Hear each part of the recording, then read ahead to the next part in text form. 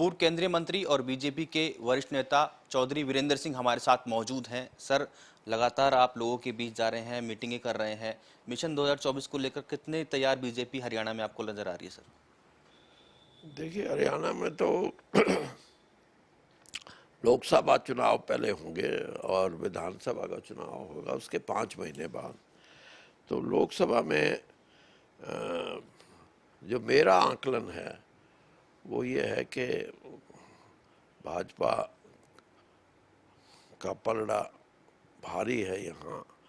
और दूसरा ये भी है कि जो इंडिया नाम का जो एक अलायंस बनने जा रहा है या जो उसमें शुरुआत है, उसमें हरियाणा में कोई ज़्यादा प्रभाव नहीं है, क्योंकि हरियाणा में 2 ही पार्टियों में चुनाव की संभावना है, कांग्रेस और बीजेपी के बीच।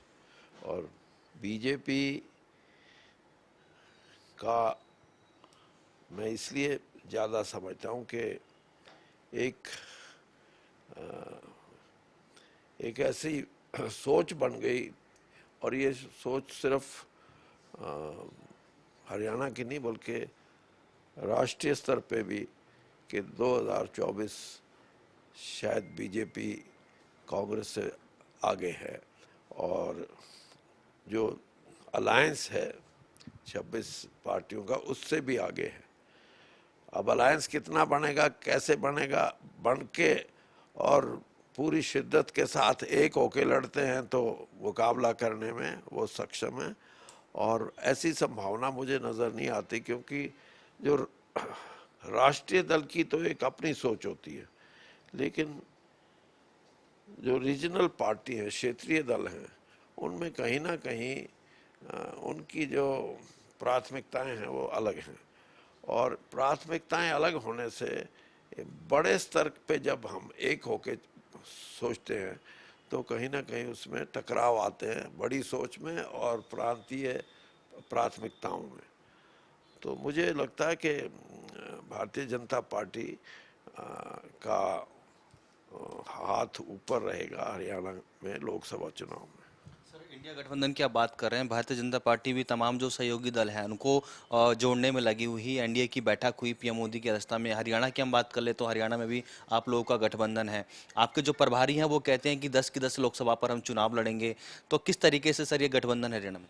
देखिए, मैंने जैसे आपको कहा, क्षेत्रीय पार्टियों का जो 26 पार्टियों का गठबंधन है उसमें उनका जो महत्वपूर्ण भूमिका हो सकती है, लेकिन उनकी अपनी कमियां भी हैं।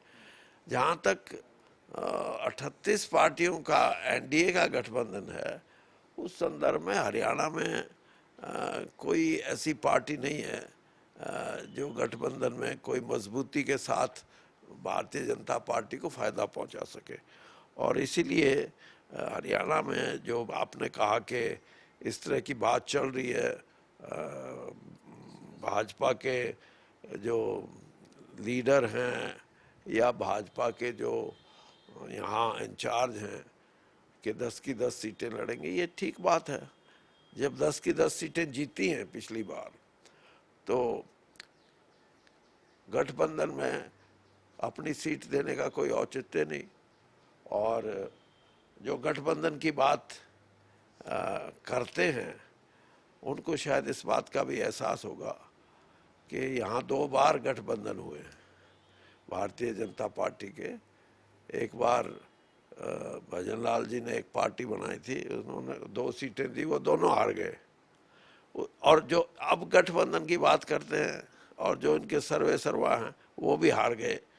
तो मुझे नहीं लगता कि, और ये सोच बिल्कुल ठीक है भाजपा की कि 10 की 10 सीटों पे भाजपा चुनाव लड़ेगी। सर, हिसार में कांग्रेस की रैली होती है, काफ़ी भीड़ वहां पर देखने को मिलती है। एक बड़ा कांग्रेस के जो नेता हैं वो ऐलान करते हैं, लोकसभा की बात करें या फिर विधानसभा की बात करें, विधानसभा में 70 प्लस जो सीटें हैं हरियाणा में कांग्रेस जीतती हुई नजर आ रही है। उनके आप इस बयान को किस तरीके से देखते अब कोई पार्टी अगर ये कहे कि हम तो 30 सीटें जीतेंगे, तो उनके साथ जो कोई होगा वो भी भाग खड़ा होगा, छोड़ो ये तो बहुमत पे नहीं है। तो इसलिए जो भी दल चुनाव मैदान में कूदता है, अपनी एंट्री करता है, वो इसी बात के साथ करता है कि हम मजबूत हैं, सशक्त हैं और हम 70 से ऊपर जीतेंगे। और ये फैसला तो वैसे जनता ने करना है, लेकिन छोटी बात क्यों करें?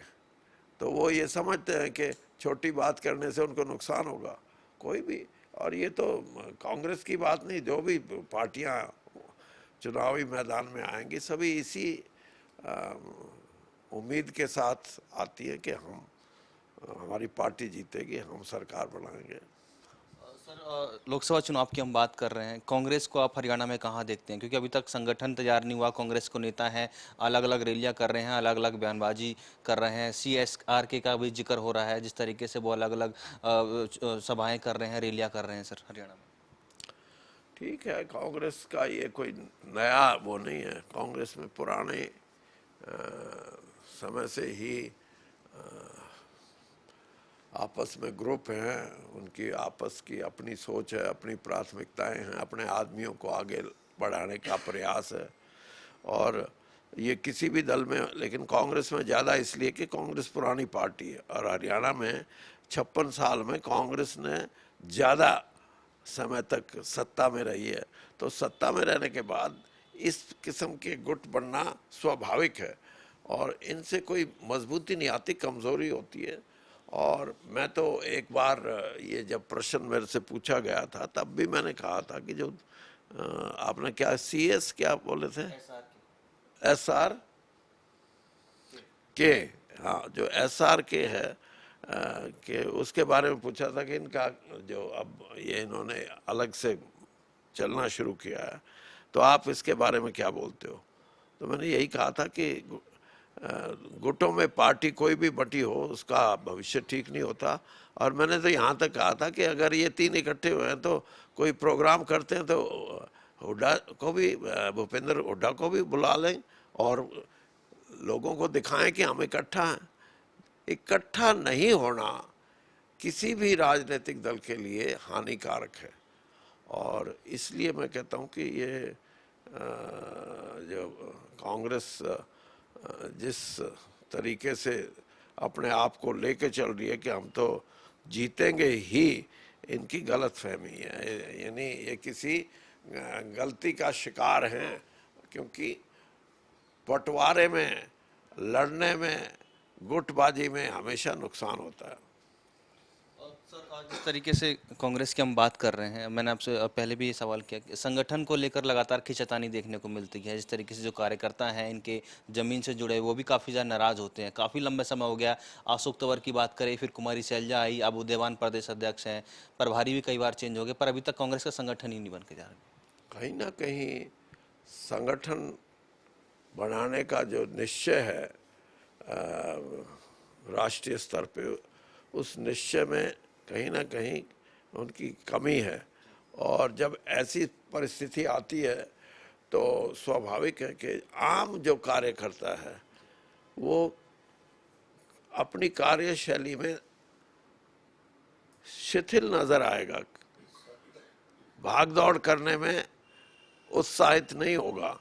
और यही कारण होते हैं कि संगठन की मजबूती पार्टी की मजबूती है, पार्टी की मजबूती चुनाव जीतने की मजबूती है।